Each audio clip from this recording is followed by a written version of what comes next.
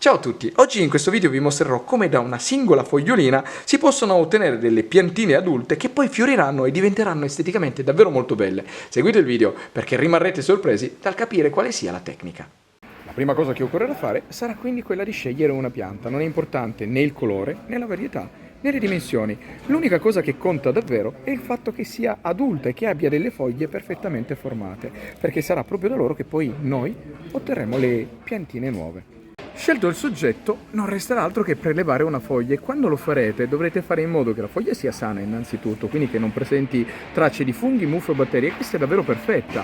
E quando l'andrete a staccare dovrà essere il più vicino possibile al tronco della pianta madre. Quindi se questa è la pianta, questo è il tronco, questa è la fogliolina e voi dovrete staccare proprio qui, in questo punto. Quindi o staccare o tagliare la fogliolina.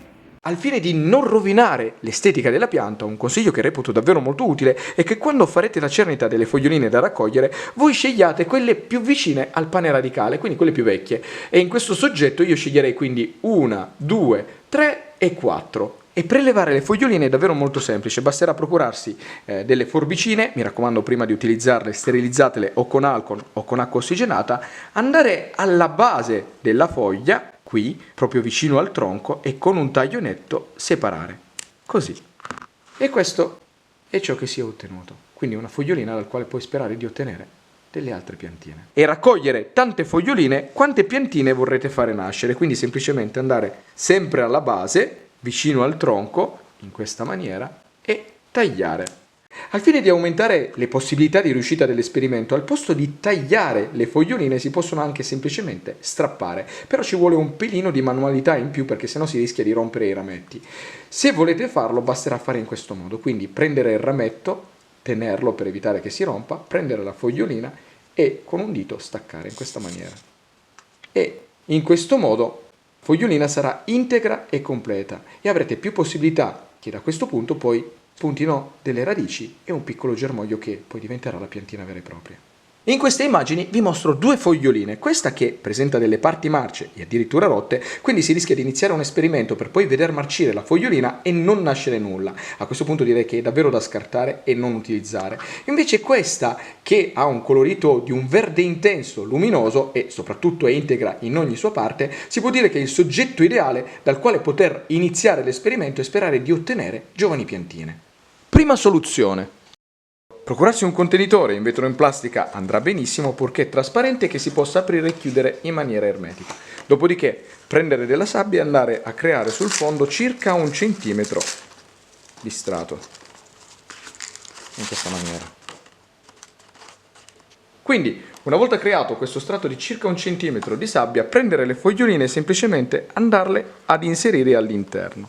Prendere un vaporizzatore, bagnare il tutto in modo che la sabbia rimanga abbastanza umida, dopodiché chiudere e posizionare anche questo in un punto dove prenda molta luce, ma mi raccomando, neanche in questo caso i raggi del sole diretti. Trascorsi 20 giorni riprendendo il tutto si può notare che in entrambe le foglie si è formato un apparato radicale alla base. In questo è davvero impercettibile, sono pochi millimetri soltanto in un angolo della base. In quest'altra foglia invece direi che il risultato è davvero eccellente, c'è un apparato radicale davvero ben sviluppato, si parla di circa 1,5 centimetri di lunghezza.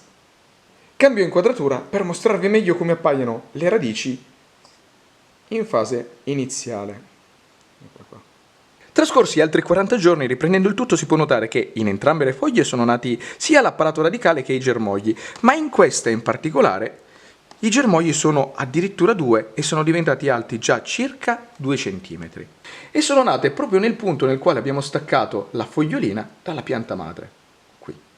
Arrivati a questo punto, procurarsi un vaso che abbia un diametro di almeno 10 cm e riempirlo con del terreno che sia soffice e drenante, andrà benissimo anche del terreno universale, e fare semplicemente un foro di 4-5 cm nel centro, dopodiché prendere la fogliolina e quando la si va ad inserire, mi raccomando, fare attenzione perché sennò si potrebbero rompere le radici, semplicemente adagiare in questo modo e rinzappare in modo che tutto il terreno vada a coprire completamente le radici che sono spuntate e l'operazione è ultimata. Prendere un vaporizzatore e bagnare il tutto molto abbondantemente e da qui in poi trattare questa esattamente come una qualsiasi altra pianta adulta. Mi raccomando, questa fogliolina non la staccate mai, col tempo si seccherà. Se la staccherete toglierete comunque tutto il nutrimento che la stessa potrebbe passare alla piantina che sta crescendo. Alla fine delle operazioni questo è il risultato, quindi una pianta perfettamente autonoma che crescerà in maniera assolutamente perfetta. Seconda soluzione. Basterà procurarsi una spugna qualsiasi purché pulita e aprirla in questo modo, quindi creare un taglio nella parte superiore e lasciarlo integro nella parte inferiore, in modo che poi la stessa, una volta che si lasciano i lembi, si vada a richiudere, così. Poi procurarsi un contenitore nel quale andarla a riporre finita tutta l'operazione e le due foglioline. Basterà unire il tutto in questa maniera, quindi prendere le foglioline ed andarle ad inserire all'interno della spugna, dopodiché lasciare in questa maniera. Poi, una volta fatta questa operazione, prendere il contenitore ed andare ad inserire il tutto all'interno. Così. Prendere un pochettino d'acqua e fare in modo che nella parte inferiore del contenitore, per circa 2 cm, ci sia dell'acqua.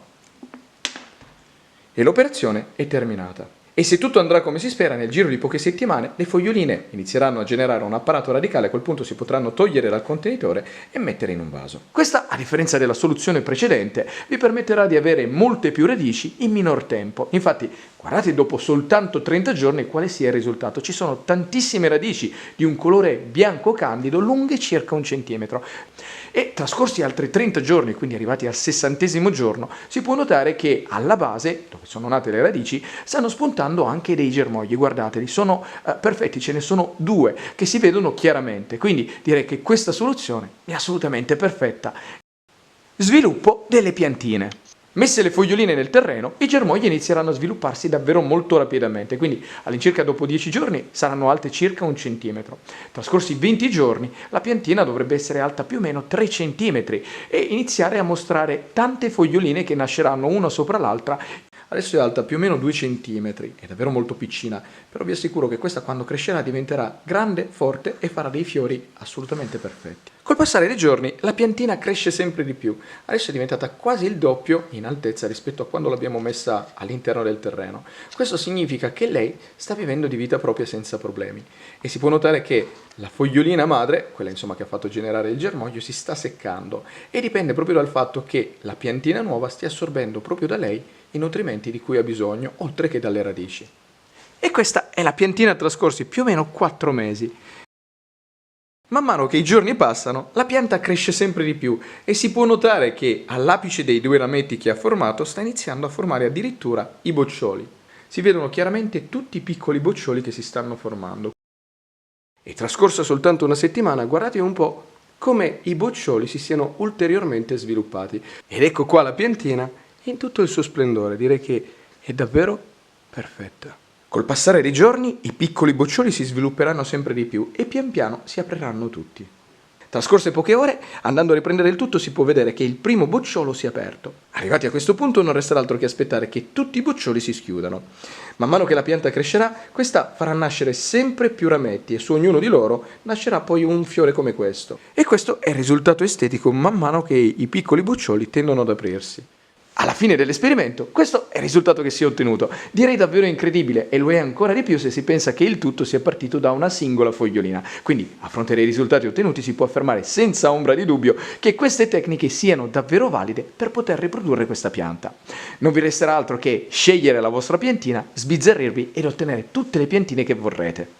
E con questo il video si conclude, spero che vi sia servito per imparare qualcosa di nuovo, di utile e di divertente. Se vi è piaciuto però mi raccomando lasciate un commento, mettete un mi piace, ma soprattutto iscrivetevi al canale e già che ci siete un'occhiata dategliela, perché sono quasi certo che tra tutti i video che ho caricato almeno uno che vi potrebbe piacere lo potreste trovare. Quindi detto questo un saluto e al prossimo video.